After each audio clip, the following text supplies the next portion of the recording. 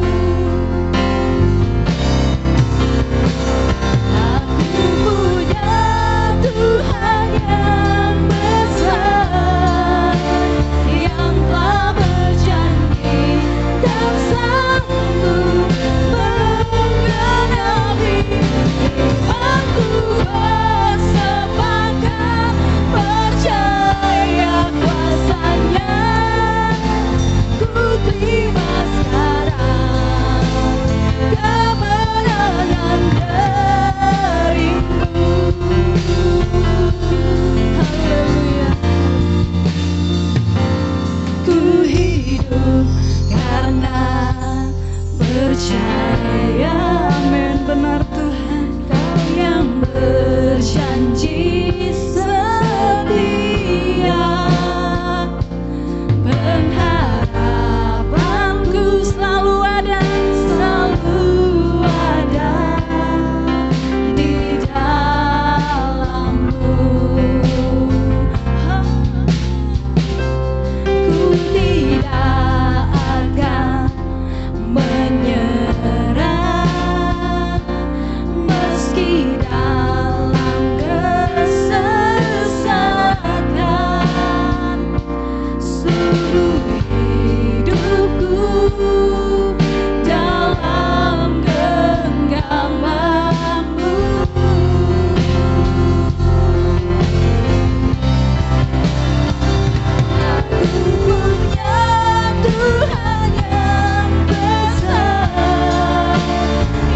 telah berjanji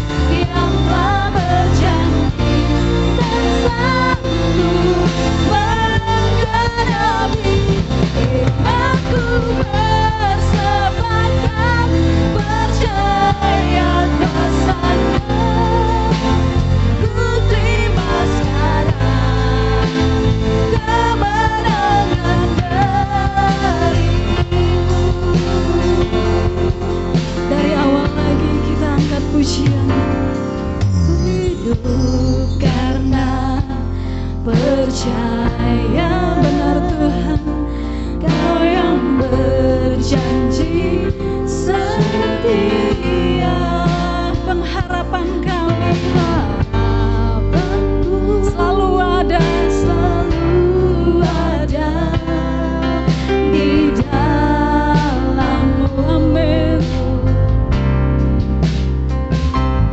Ku tidak akan menyerah.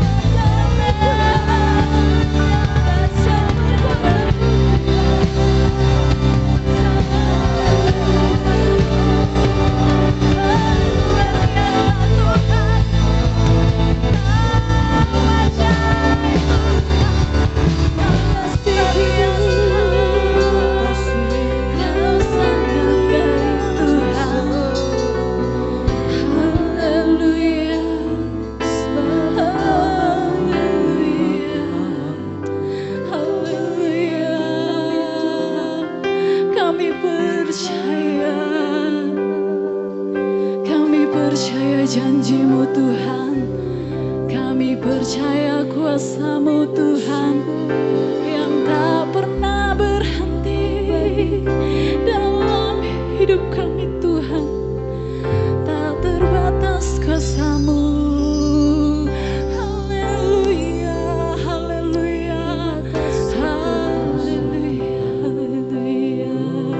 Yesus Tuhan, Kau percaya janji-Mu ajaib terukir dalam kehidupanku. Amin.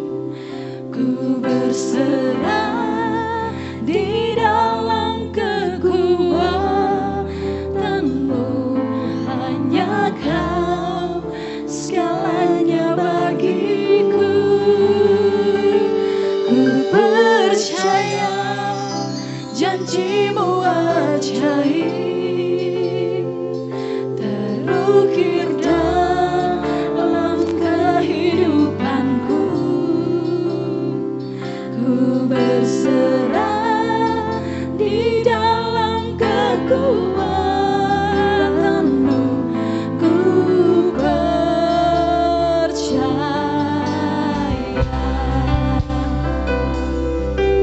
Haleluya. Sungguh besar setia-Mu Tuhan, sungguh besar setia-Mu. Amin. Kau nyatakan bagiku, Kau Bapa yang selalu mengerti isi hatiku. Kemuliaan-Mu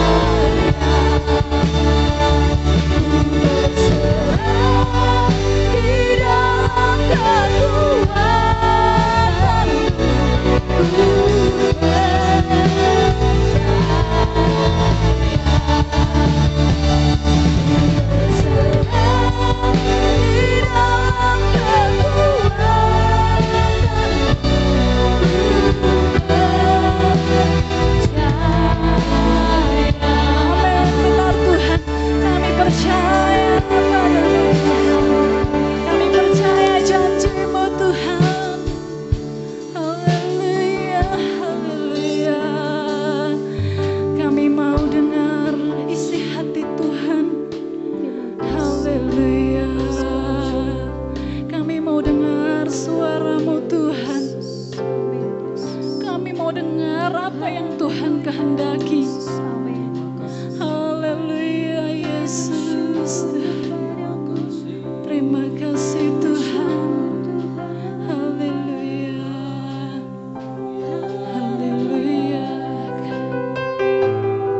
Karena kami percaya Tuhan selalu menolong kehidupan kami di masa-masa sekarang ini Tuhan. Tidak sedikit tantangan yang kami hadapi Tuhan, tapi kami yakin dan percaya firman Tuhan akan memberikan kami kekuatan. Firman Tuhan akan memberikan kami ketenangan di saat dunia tidak lagi menjamin ketenangan kami Tuhan. Haleluya, kami bersuka cita Tuhan karena Engkau hadir.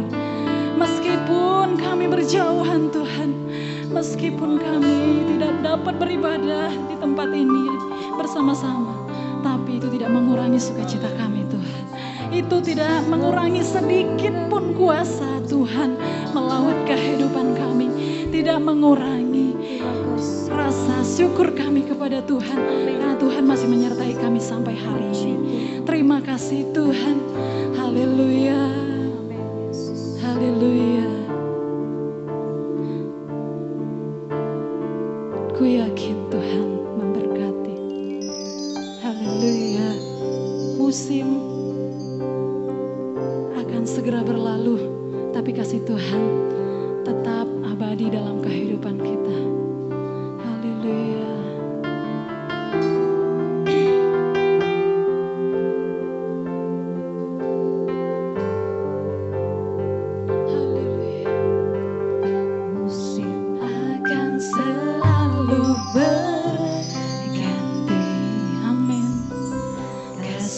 Tuhan tetap abadi, takkan berubah, tak akan berubah sampai selamanya. Ku tetap percaya, kami mau tetap percaya Tuhan. Ku yakin Tuhan memberkati, karena kami yakin Tuhan memberkati. Tuhan melindungi. Amin. Burung di udara Tuhan pelihara karena kasih-Nya. Tuhan selalu menolongku, selalu menjagaku sehelai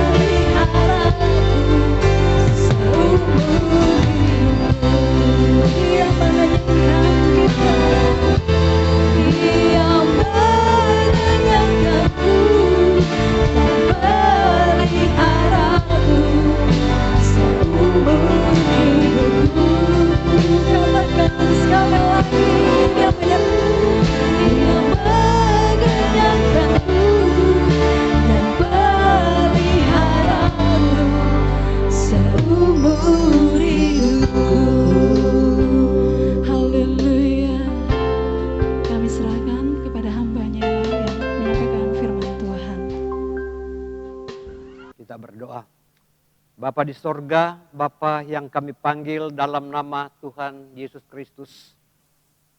Pada saat ini Tuhan, kami ingin merenungkan firman-Mu. Engkau meteraikan firman-Mu dalam hati kami, agar supaya firman-Mu menjadi bagian di dalam kehidupan kami. Dan kami memperoleh kehidupan yang kekal, dan di dalamnya nama Tuhan dimuliakan. Kalau ada kuasa-kuasa kegelapan yang coba-coba membelokkan alam pikiran kami tolak di dalam nama Yesus. Karena kami mau arahkan hati dan pikiran kami untuk mendengarkan firman-Mu. Kami mau dengar firman-Mu dalam nama Yesus Juru Selamat kami. Haleluya. Amin.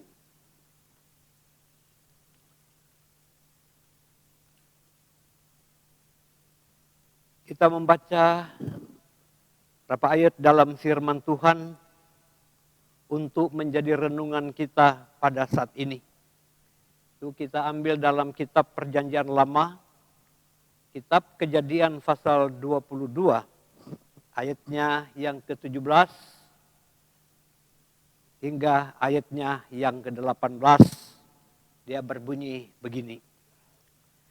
Maka aku akan memberkati engkau berlimpah-limpah dan membuat keturunanmu sangat banyak seperti bintang di langit dan seperti pasir di tepi laut. Dan keturunanmu itu akan menduduki kota-kota musuhnya. Oleh keturunanmu lah semua bangsa di bumi akan mendapat berkat karena engkau mendengarkan firman-Ku. Saudara, dalam iman kita mendengarkan firman Allah. Firman Allah ini diucapkan oleh malaikat, yaitu makhluk sorga yang turun untuk menyampaikan maksud Allah kepada orang yang percaya, yaitu kepada Bapa leluhur kita, Abraham, yang disebut Bapa segala orang yang beriman. Melatar belakangi ayat firman Allah ini, di waktu Allah menguji kepercayaan Abraham, apakah dia mencintai Tuhan atau tidak. Karena dia hidup di tengah-tengah bangsa yang menyembah kepada Allah lain. Yang bukan Allah pencipta langit dan bumi. Tetapi Abraham dia percaya. Dia menuruti akan perintahnya, menuruti akan panggilan daripada Tuhan. Waktu dia keluar dari Ur Kasdim, kampung halamannya, dia mengikuti apa yang Tuhan firmankan, sehingga dia berjalan sesuai dengan kehendak Tuhan. Sekalipun keluarga Abraham ini tidak mempunyai banyak anak, ya, tetapi Tuhan memberkati. Karena istrinya Sarah itu adalah seorang yang mandul. Tetapi kalau Sarah itu bisa mengandung, itu karena anak perjanjian. Tuhan yang telah menjanjikan anak keturunannya itu. Sehingga itu diimani oleh Abraham dan benar-benar menjadi fakta pada kehidupan umat manusia pada saat ini. Semua orang yang menyembah Tuhan Allah Israel, Allah Ishak, Yakob, dialah Allah yang kita sembah. Dia yang memberkati Abraham.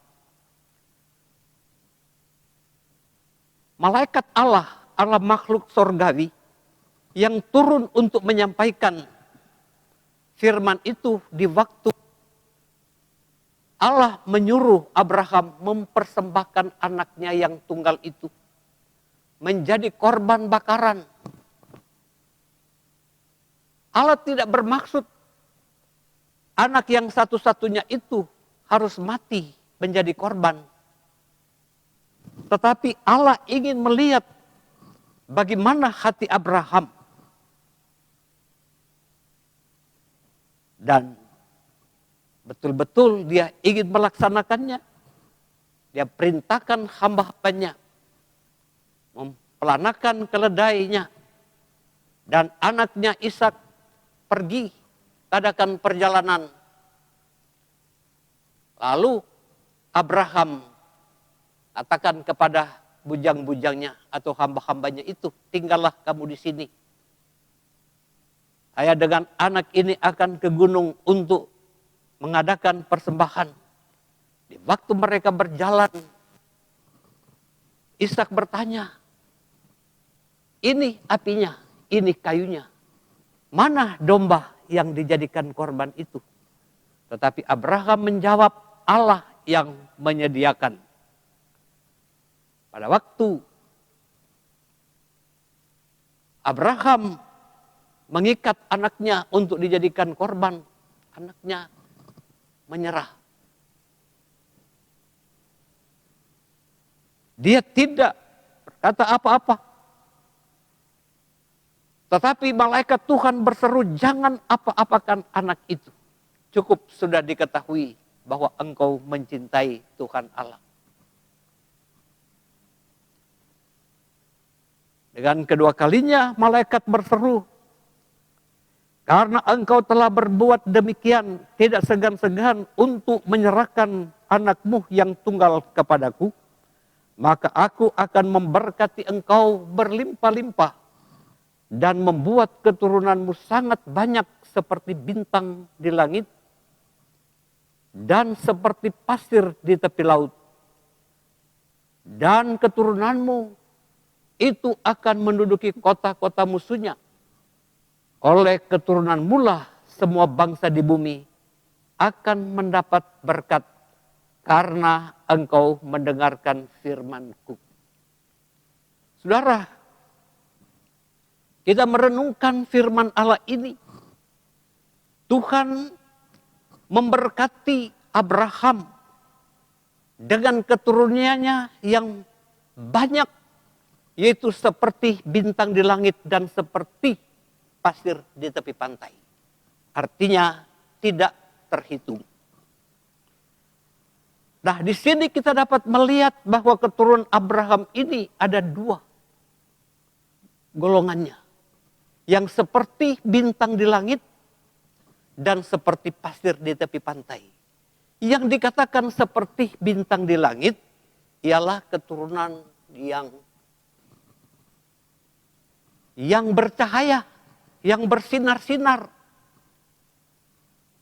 yang derajatnya tinggi karena dia bertakwa kepada Tuhan yang Maha Kuasa itu. Tetapi yang seperti pasir di tepi pantai, kedudukannya di tempat yang rendah. Di mana tempat orang berpijak.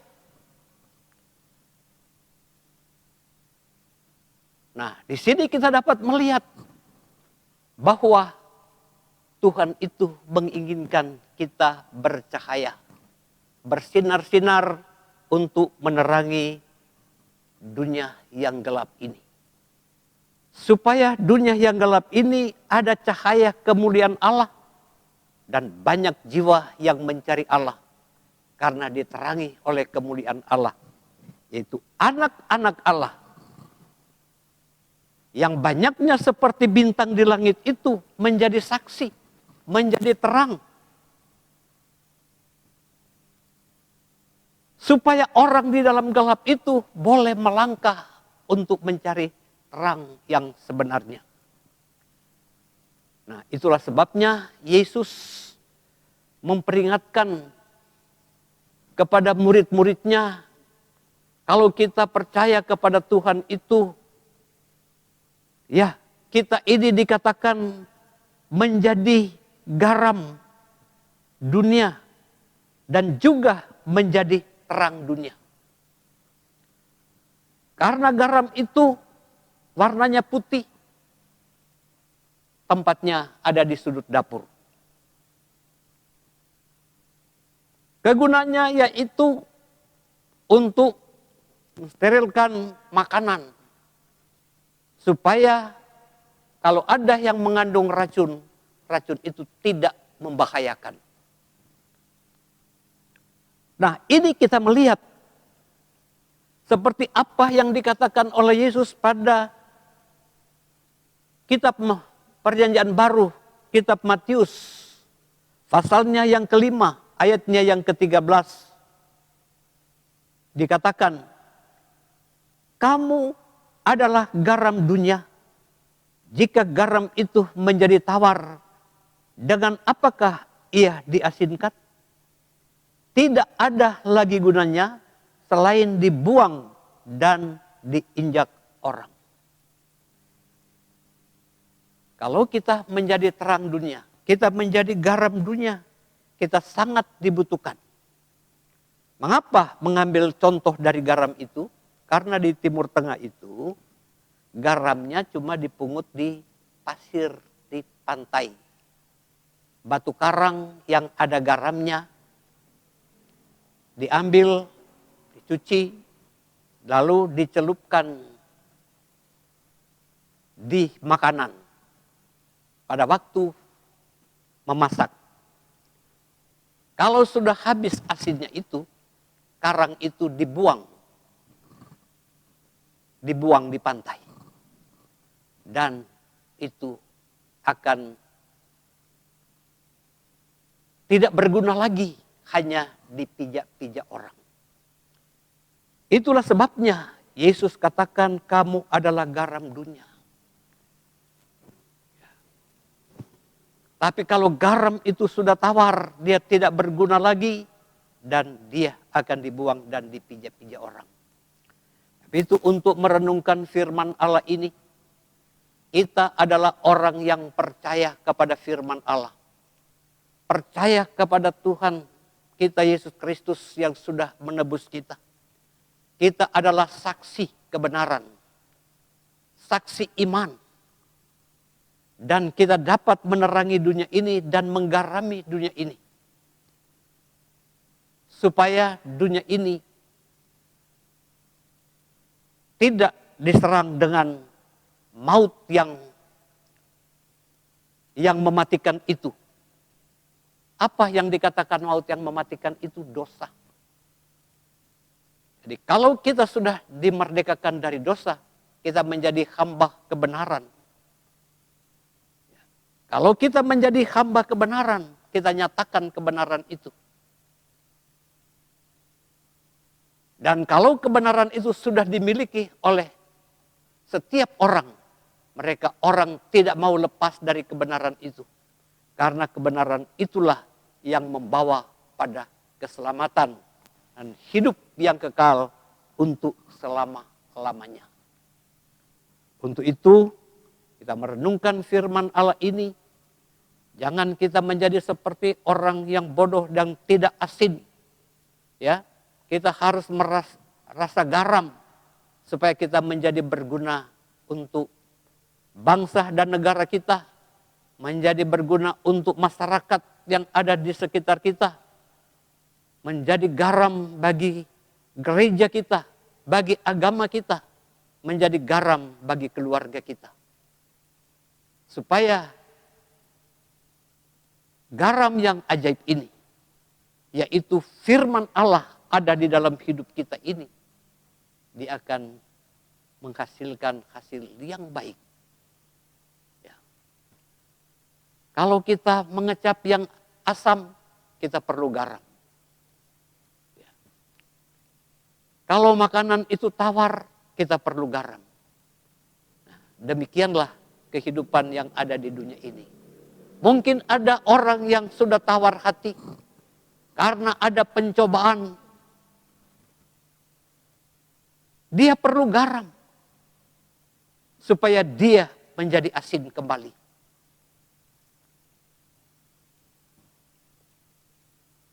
Dia perlu garam untuk menggarami makanan yang kita makan setiap saat. Sebab itu, pada kesempatan ini firman Allah itu yang keluar dari mulut Allah disampaikan kepada pesuruh Allah, malaikat Tuhan, makhluk sorgawi, menyampaikan itu kepada Abraham. Dan Abraham itu menjadi contoh bagi orang yang beriman. Dan persoalan ini ditulis supaya kita mengimaninya. Kita orang-orang yang keturunan Ibrahim itu, kita menjadi contoh. Yaitu turunan dari Abraham sampai pada Tuhan Yesus Kristus. Yesus Kristus itu tidak lagi menurunkan keturunan secara daging, tetapi dia menurunkan keturunan secara rohani. Sehingga semua orang yang dilahirkan, itu kelahiran baru di dalam Kristus Yesus, dia menjadi orang yang ciptaan baru. Keturunan Abraham secara rohani. Ya, itulah sebabnya kita menampakkan diri kepada dunia ini bahwa kita ini adalah anak-anak Abraham, anak-anak Tuhan yang memancarkan cahaya kemuliaan bagi Allah kita. Memancarkan keindahan supaya semua akan menjadi indah.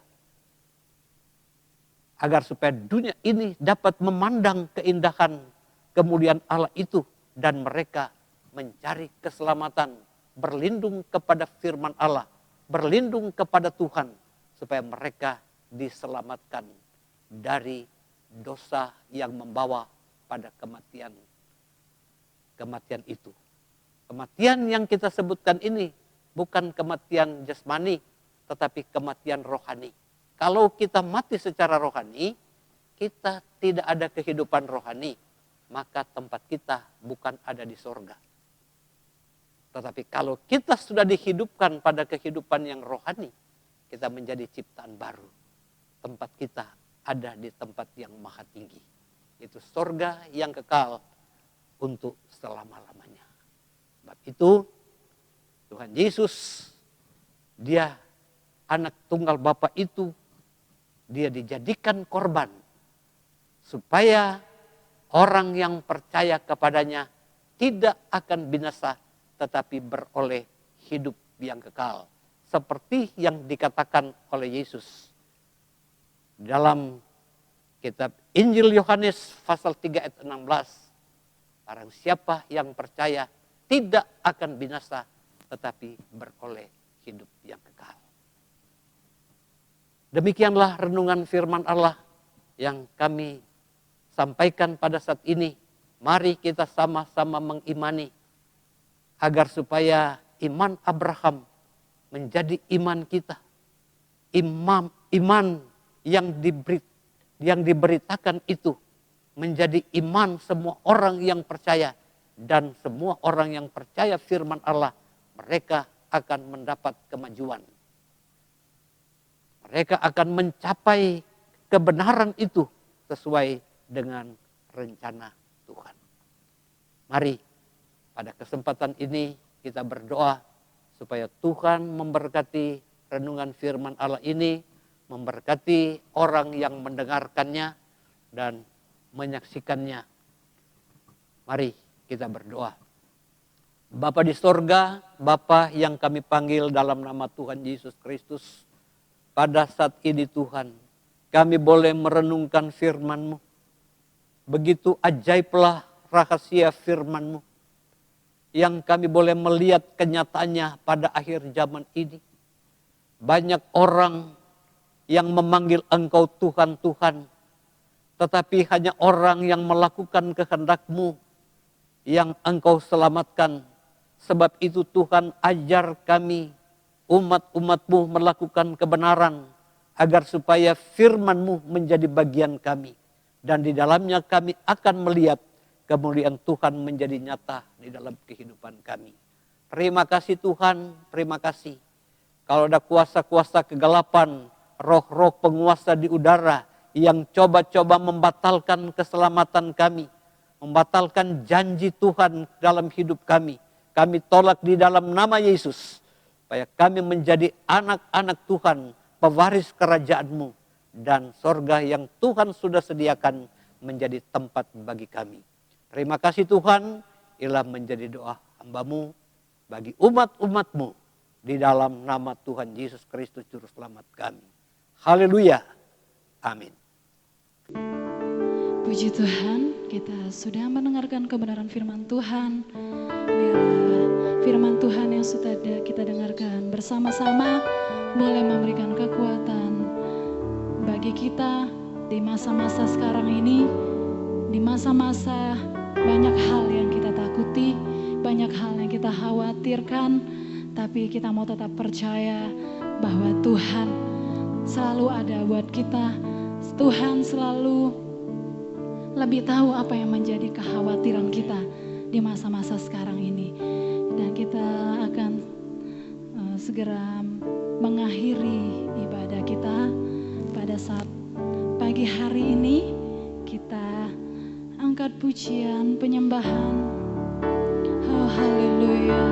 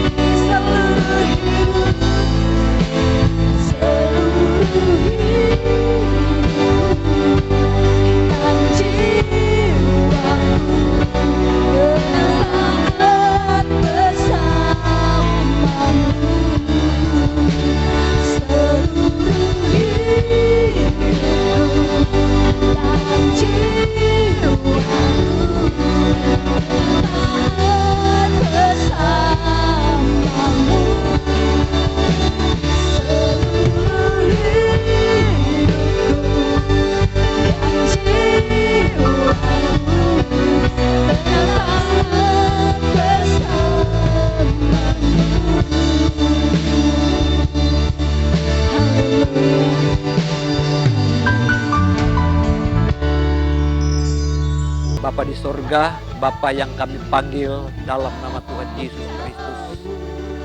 Setelah kami mendengarkan firman, Tuhan, Engkau memberkati orang-orang yang mendengarkan firman dan yang mengimani firman-Mu, dan mereka pewaris janji-Mu.